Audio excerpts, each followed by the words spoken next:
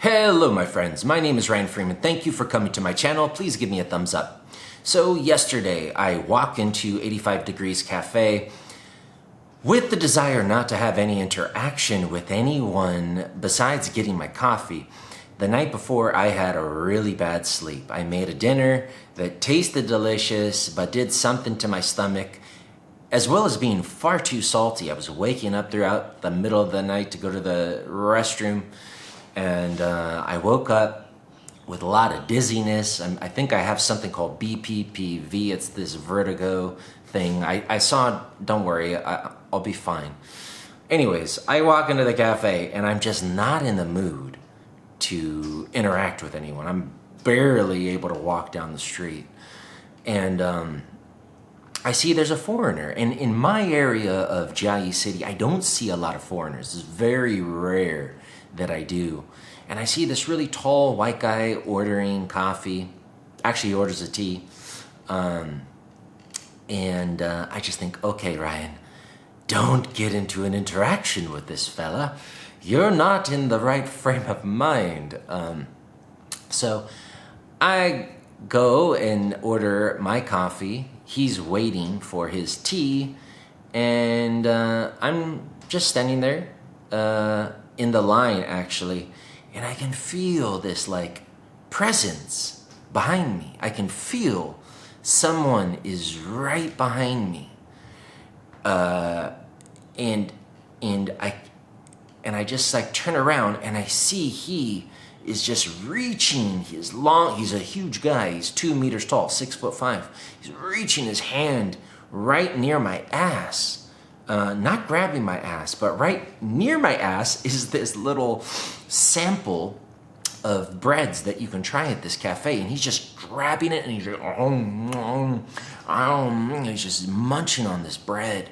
And I have this feeling like he's hovering behind me. I'm like, is he trying to get my attention?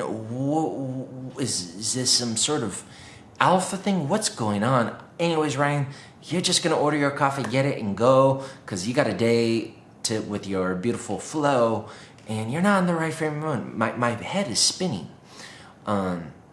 So I order my coffee, and then I'm gonna wait for it, and I go sit down at a table, because it's gonna be a little while. There's several people in front of me, including this gentleman.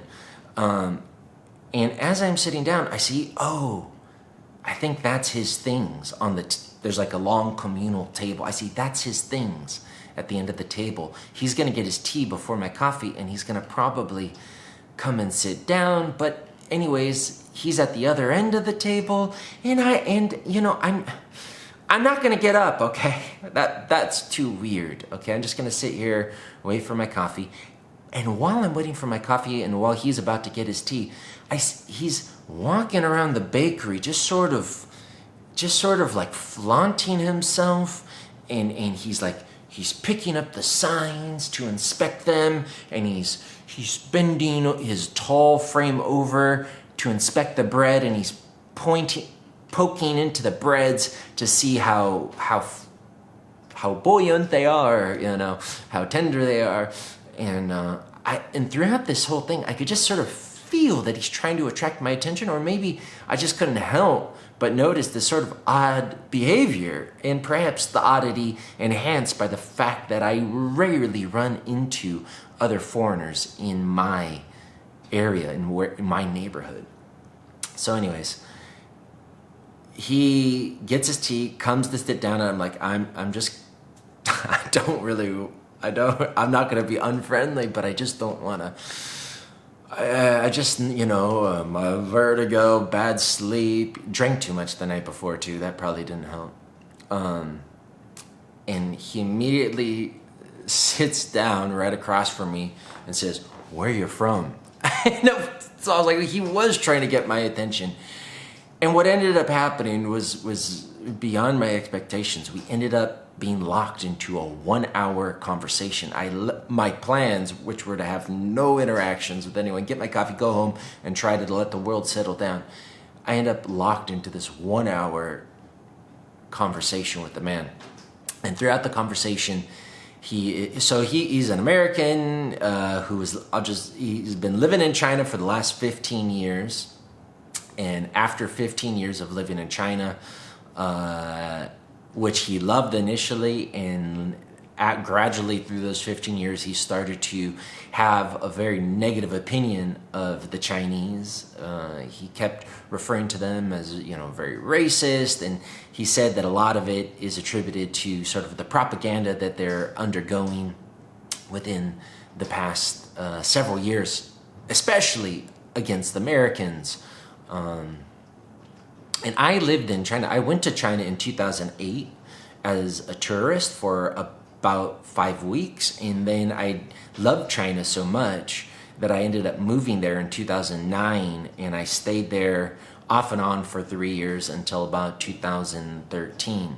And he told me, which other people have told me as well, you were in China when it was still really good. I've met other foreigners who have lived in China recently or within the past 5 years, and they said, yeah, it's not good for Americans, not good for white people right now.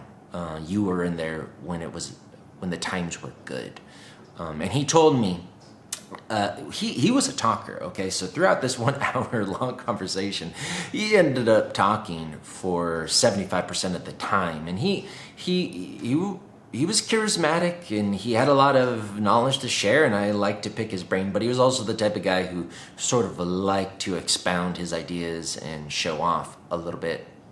That said, I liked the guy, and every few moments he would reach his long arm across towards me and offer me some chocolate. He'd go, want some chocolate? 100% dark chocolate. And just a little piece.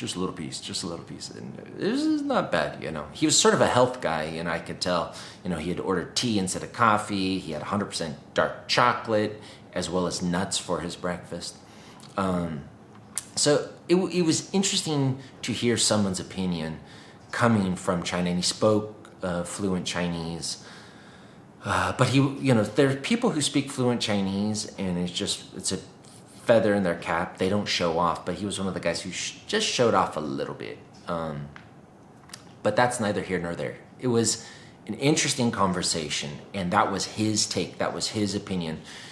And he said a lot of foreigners, particularly white people from the West, don't feel as welcome in China, and a lot of them have been leaving. There's not a lot of them left. And he said one thing to look out for is the statistics of foreigners living in China. Even if it hasn't gone down, the percentage of white people has gone down, while perhaps other immigrants or foreigners have moved there from Southeast Asia or other countries.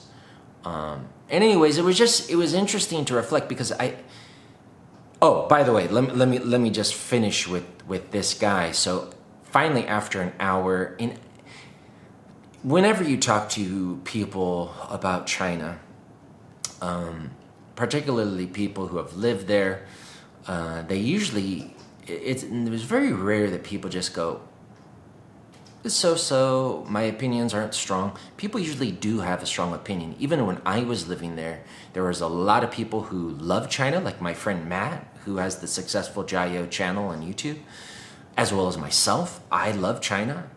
And a lot of people who really didn't like it, and they didn't want to stay very long, So it was really polarized opinions about the place. So it was interesting to hear his opinion, and at the end of it, I just felt he was becoming a little too negative about it, and I would try to defend the Chinese a little bit, and try to give him a balanced my own take on it, but I could see he was more interested in expounding his ideas, and I'm like, I gotta get out of here after about an hour, In fact, I didn't even go to pick up my coffee, and the ladies were yelling, come get your coffee. And I'm like, yeah, later, I'm going to get it, because I had planned the entire hour to grab my coffee and go. But he was just so engaged into me that it was hard to break away without being rude. And so finally, I just looked into his soul and gave him a spiel, and then I stood up, said, "It's been nice talking to you. My name's Ryan. What's your name?" And he shakes my hand. Not a very firm handshake. I thought he might have a firmer handshake. He goes, "My name's Ryan as well." And I go, "Really?" He's like, "Yeah." And I go, "Nice to meet you, Ryan." And I left, got my coffee, headed out. And then this morning, funny enough, I go back to the same cafe, but an hour earlier. And I'm like, I hope I don't run into Ryan, because I don't want to get locked down into another conversation. It was nice. It was actually really nice, but I just didn't want to. And I saw him. He had a Asian girl sitting across from him, listening to him, and then he had two foreigners who were sitting at another table listening to him, and he was expounding to them all about the racism of the Chinese. All right, and I just didn't go over to that part of the cafe. So I guess why I brought up that story is it's a topic I haven't talked a lot about. China's always in the news, particularly if you're someone who's researching Taiwan. You might be concerned about Chinese military aggression, political banter, political rhetoric, and whatnot. I don't like to give my political opinions very often on this channel, because when I've done so in the past, I find that it's always polarizing. People who've been watching me perhaps like my channel will maybe like me more if their political ideas align with mine, and maybe like me less, or just unsubscribe if my political ideas are quite different. And I think that there's so many interesting things about life to talk about rather than politics. And then I don't really, anyways. I just wanted to say that, and I will tell this to people that I meet here in Taiwan when people ask me what China's like, because a lot of people here, including a lot of the Taiwanese, have strong opinions about China and the Chinese and what it's like. But some of them have been to China, but the majority of Taiwanese have never been to China.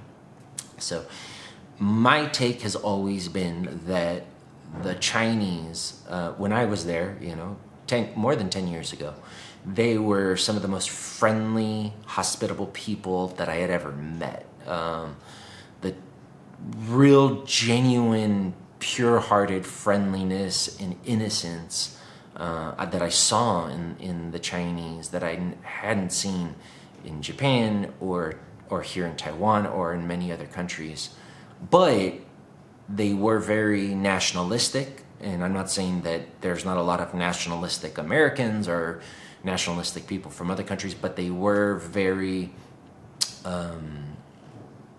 they would get very angry if you said anything negative about China. And they were, for the most part, educated in such a way that they didn't really get contrasting opinions that would go against their education. So, I had a really good friend. I don't know if he's watching. My best friend in China, Lee. This guy I'll have to talk more about him at another time if I get back on the China topic. But this guy, I got to know the most out of any other Chinese friend. One time, I showed him a picture of Tank Man, the guy who stopped these tanks in Tiananmen Square during that Tiananmen Square student protest.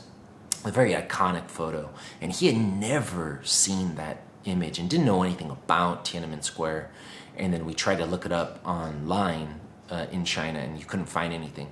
So, their worldview and their view of their own history is very curated from their education. And I have had students who are the most innocent, naive, pure-hearted young girls that you just these are angels. But suddenly, if you said something slightly negative about China or said something positive about Japan, they would just get into a frenzy. So I can't imagine that some of the things that Ryan at the cafe, the 2-meter tall guy who was grabbing bread near my ass and munching on it, offering me dark chocolate during that hour-long conversation that I didn't want to have, I would imagine that a lot of his observations about the interactions between Chinese and foreigners now is quite different than when I lived there. It's always good to talk to other people and get their opinions, even if you don't necessarily agree with them. I have a good friend, Matt, who's married to a Chinese woman who bounces back and forth between America and China, has lived there very long. He's been criticized as being like a shill for the CCP because he's always talking positively about China. I think with some public people who have huge followings online like Matt does, you do have to take their, I love Matt, you do have to take their opinions with a grain of salt because they have so much business and social media presence in that country. Like, he's got more followers in China than he does outside of China. You do have to take their opinions with a grain of salt because they don't want any negative repercussions that could affect their business. That's my opinion. But I haven't been back there, and it just brought up a lot of feelings because even myself, I have found one of the things that even got me out to Asia was my love for travel. One of the reasons I fell in love with traveling is that when I traveled, I realized that what I was experiencing in that country was not what my expectations were, not the opinions of my friends and family who would tell me that country is dangerous. Like, my friends and family said, don't move to China. Are you an idiot? You're crazy. It's dangerous.